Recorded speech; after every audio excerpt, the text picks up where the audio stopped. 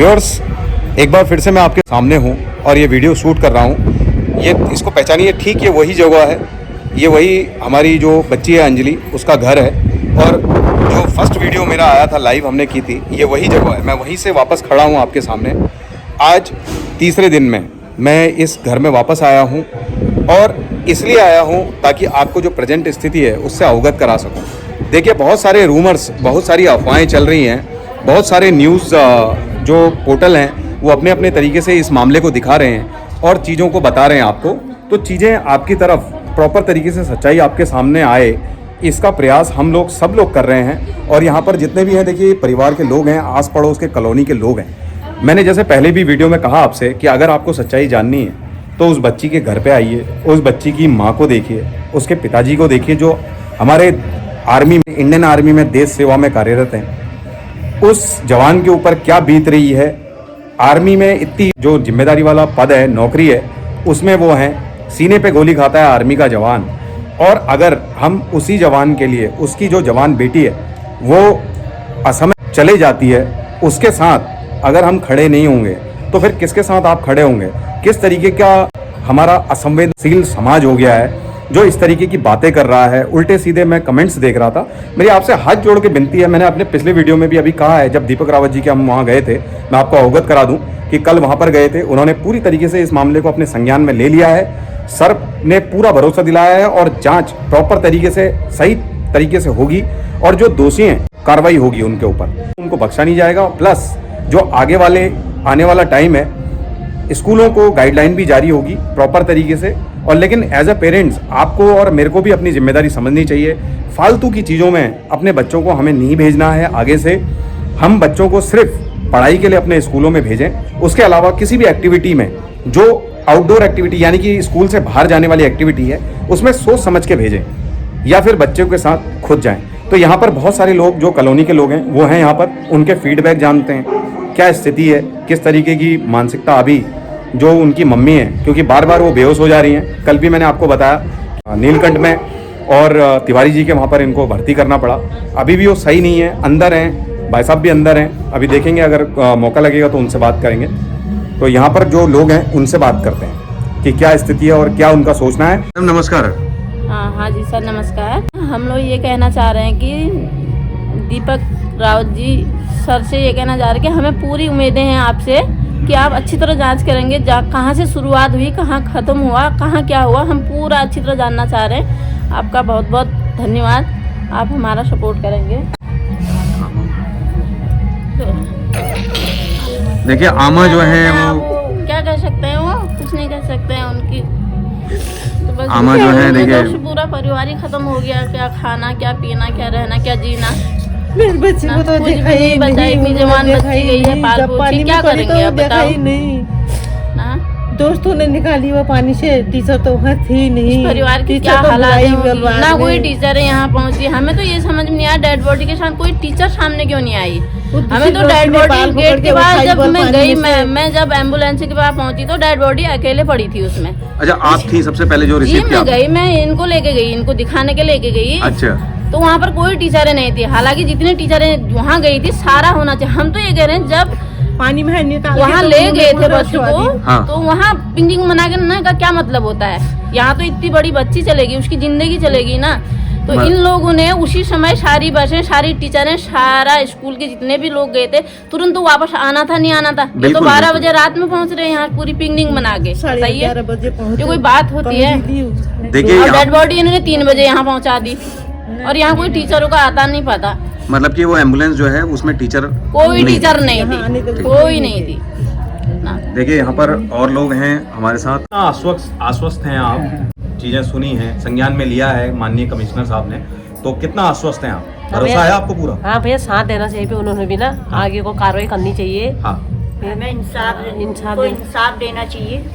दीपक रावत जी से कहेंगे कि बच्ची को इंसाफ मिले, हाँ। फैमिली को इंसाफ मिले, हाँ। और नेक्स्ट टाइम स्कूल ये ऐसी गलती ना करे, और एक्शन लेना चाहिए स्कूल की तरफ से। स्कूलों के लिए प्रिंसिपल हो चाहे, हाँ बिल्कुल, मेरे ख्याल से हर स्कूल के लिए होना चाहिए। हर स्कूल के लिए। हाँ, और माँ बाप को भी नेक्स्ट ये टाइम समझना ये है। गलती ना हो, क्योंकि सबको अपने बच्चे प्यारे होते हैं, सबको अपने बच्चे स्कूल भेजने पूरी, अगर ले जाए तो पूरी जिम्मेदारी के साथ ले जाए और जिम्मेदारी से घर तक छोड़े।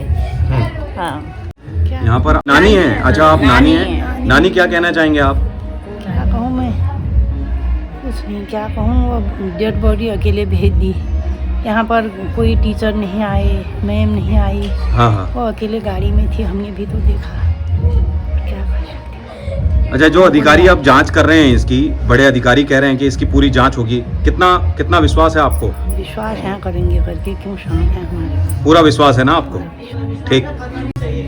हमको पूरा विश्वास है। हमारी बच्ची तो चले गई है, अब इसका काम पूरा करना चाहिए। पता चले ना हमें पता कि तो कैसे चले, हुआ, क्या कैसे हुआ, आखिर क्या पता हुआ। तो चलना क्यों चाहिए 1.5 ना। घंटे अंदर लिटा दी, क्यों 1.5 घंटे तक वहाँ नहीं दिखाई हॉस्पिटल, 1.5 घंटे के बाद तो क्यों ले पानी गए में उसको? गिर भी गई थी तो उसको तुरंत उठा के हॉस्पिटल तो ले जा सकते थे तो ना। वहाँ पर 1.5 टीचर घंटा नहीं अंदर थे। बेंच में रखने का क्या मतलब होता है? हाँ जी, हाँ जी। जी, हाँ, अब अंदर जब तक उसको मलने में रहे, होश में आ जाएगी, होश में आ ले जाएगी जाना चाहिए बच्ची। उसको। 1.5 घंटे तक क्यों अंदर रख दी लेकिन उन्होंने? पूरे स्कूल की लापरवाही से ये सब कुछ हो रखा है, बाकी क्या 1.5 कह घंटे के सकते हैं। बाद हॉस्पिटल ले गए, बल फिर तो उसको कुछ नहीं था बल। देखिए, यहाँ पर आप सुन रहे हैं नानी को और बाकी जो रिश्तेदार हैं और आमा को यानी कि दादी को, सब लोग पूरी तरीके से आश्वस्त हैं कि बड़े अधिकारी जो हैं इस मामले को देख रहे हैं और इनको पूरी तरीके से न्याय मिलेगा, ये पूरा विश्वास है। और हम एक बार फिर से हमारे कमिश्नर साहब दीपक रावत जी का बहुत बहुत धन्यवाद देते हैं, क्योंकि वो इस मामले को प्रॉपर तरीके से देख रहे हैं। कल उन्होंने अच्छे तरीके से इस मामले को सुना और अपने संज्ञान में लिया। पोस्टमार्टम की रिपोर्ट का इंतजार हो रहा है। बाकी जो FIR है वो लॉन्च हो गई है और मामला जो है यूपी पुलिस को हस्तांतरित कर दिया गया है, क्योंकि मामला वहाँ पर का है तो वहाँ पर से ये इसमें कार्रवाई शुरू हो गई है। जो दोषी हैं वो बख्शे नहीं जाएंगे, ऐसा सर कह रहे हैं। और यहाँ पर हम इसीलिए आए हैं ताकि आप लोगों को सही स्थिति से अवगत कराया जा सके। कभी भी किसी के बारे में, किसी भी परिवार के बारे में बोलने से पहले 100 बार सोचिएगा। कल को ये स्थिति अगर आपके साथ आ गई, आज हमारे परिवार में हो जाए, फिर टीचरों ने मतलब कम से कम थोड़ा तो कोशिश, टीचरों ने ध्यान, जब यहाँ से बच्चे को लेके गए हैं वहाँ ध्यान देना चाहिए ना बच्चों का, कहाँ क्या हो रहा है, कहाँ क्या हो रहा है, कैसे बच्चे खेल रहे हैं, कैसे कूद रहे हैं। पानी वाली चीज है, किसी को बच्चे, कोई भी बच्चा जा सकता है, जरूरी थोड़ा ना है ना। तो इस तरीके से इन लोगों को पूरी कोशिश करनी चाहिए। जो छोटी दोस्त थी वो तो कर रही थी, हमको तो हवा भी नहीं लगाई, हम तो साइड करती है, कोई किसी को आना ही नहीं दिया वहाँ। हमको पता भी नहीं चला कि हमारी अंजलि दीदी है कौन है करके, हमको पता ही नहीं चला। हम जब घर रात में आई तो कह रही थी, रो रो के बुरे हाल हुए थे उसके, तब हाँ, पता हाँ। चला। किसी बच्चे को बताया नहीं था, उन्होंने 2-4 अच्छा। बच्चों को पता चला, उनको गुम कर दिया, उन्होंने कहा बात को गोल कर अच्छा दो। अच्छा, तुम मतलब इनको बच्चों को अपने आप खेलने में लगे रहो, मतलब अपना पिकनिक मना रहे हैं 2-4 बाकी। बच्चों को पता चला, जिन बच्चों ने उस लड़की को उठाया, अच्छा, 6:30 बजे तक? 6:30 बजे तक, 11 बजे यहाँ पहुँच रही हूँ रात में। जिन बच्चों ने उनको वो पानी से कहीं हम उठाया, हाँ, हाँ। उन्हीं बच्चों को पता था, बाकी अदरवाइज और- कोई और बच्चे सब को बच्चे पता वो नहीं था। उसमें अपने वो उसमें तो होंगे। मस्ती करके, मौज मस्ती करके 12 बजे रात यहाँ पिकनिक मना के पहुंच रहे हैं। हाँ हाँ हाँ।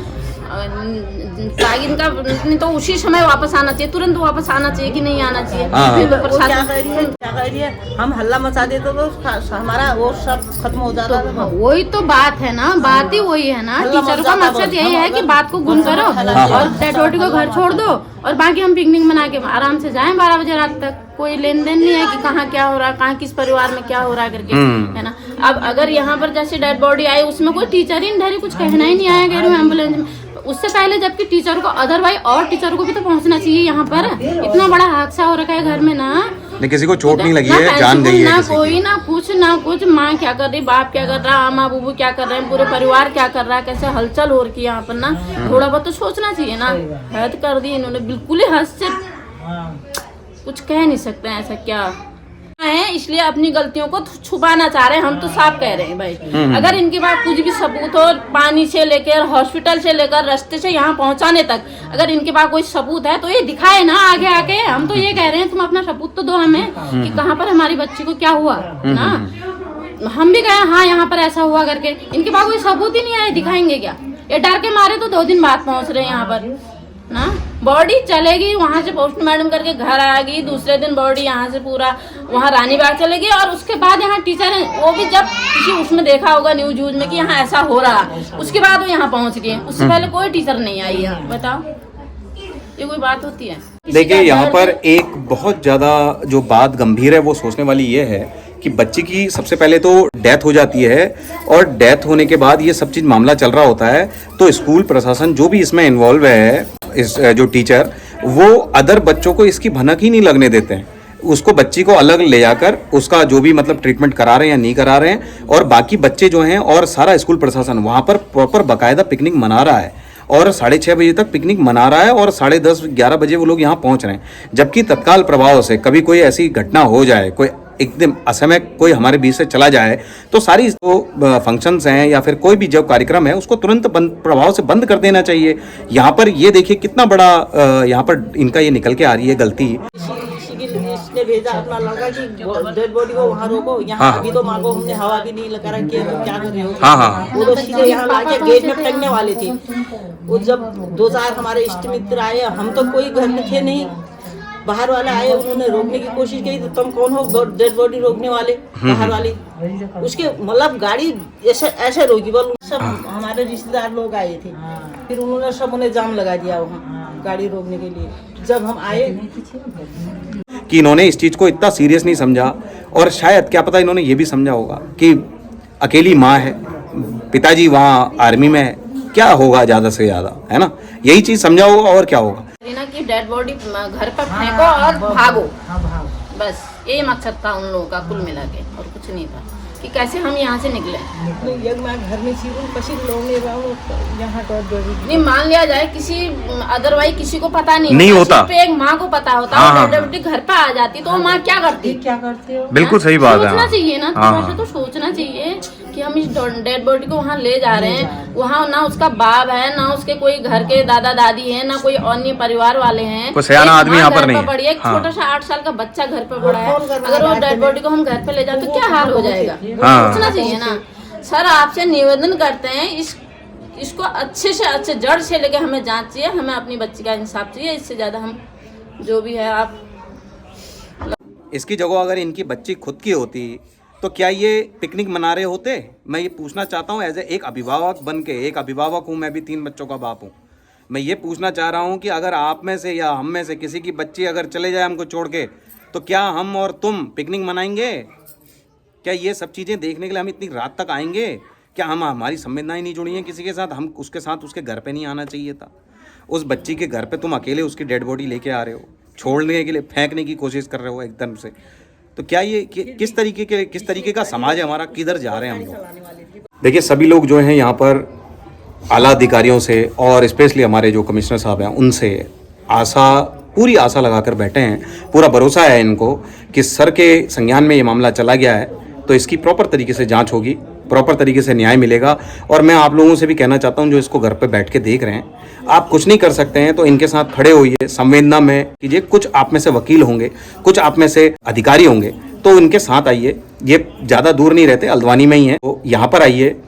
इनको कुछ सजेशन अपने कमेंट्स के माध्यम से या फ़ोन के माध्यम से आप दे सकते हैं। इस तरीके से इनकी मदद कीजिए। और जांच में जो है थोड़ा सा जो जांच चल रही है, जांच इधर उधर अन्यंत्र ना भटके, इस तरीके की चीज़ें कीजिए थोड़ा सा, जिससे सपोर्ट मिले, परिवार को सपोर्ट मिले। जो जाने वाला था वो तो चला गया है, लेकिन जो अपराधी हैं वो बख्शे नहीं जाने चाहिए, ताकि इस परिवार को उनकी जो बच्ची खोई है उसका कुछ तो कम से कम उसको सुकून मिले। यही मेरी रिक्वेस्ट है आप सभी से कि प्लीज़ इस वीडियो को आगे तक पहुंचाइए और लोगों तक जन जागृति फैलाइए। कल को अगर इनको हमारी ज़रूरत पड़ती है कहीं पर भी, अगर किसी अधिकारी से मिलने जा रहे हैं, तो आप जहाँ पर भी हैं वहाँ पर से आप अपने 2 मिनट के लिए, 10 मिनट के लिए, 20 मिनट के लिए इनके साथ खड़े होने जरूर आइए।